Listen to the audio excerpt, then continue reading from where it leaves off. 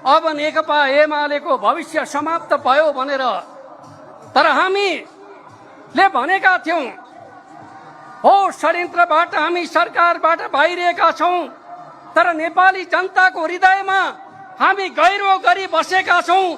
खरानीको थुप्रोबाट फेरि हामी उठ्नेछौं भनेर हामीले संकल्प गरेका थियौं।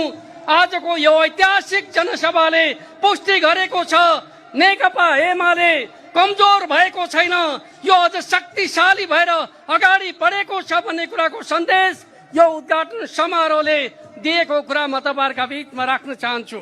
Hardik IVF and Fertility Center, where miracles come to life. भदौ 23 र 24 गतेको घटना पछाडि यो मुलुकमा हाम्रो पार्टी अध्यक्ष केपी शर्मा ओलीका विरुद्धमा जुन प्रकारको प्रचारबाजी गरियो, एक प्रकारले भन्ने हो भने 23 र 24 गतेको घटनाको पछाडिको जिम्मेवारका रूपमा हाम्रो पार्टी अध्यक्ष केपी शर्मा ओलीलाई चित्रण गर्ने दुष्प्रयत्न गरियो। र म तपाईहरुलाई भन्न चाहन्छु, नेपालको इतिहासमा 23 र 24 गते जुन प्रकारका घटनाहरू भए, हाम्रा नवयुवकहरूको भावनामा खेलेर राष्ट्र विरोधी तत्त्वहरू, लोकतन्त्र विरोधी तत्त्वहरू, गणतन्त्र विरोधी तत्त्वहरू र नेपालका राजनीतिक दलहरूका विरुद्धमा षड्यन्त्रपूर्ण गतिविधिहरू भएको हामीले बुझेकै छौं।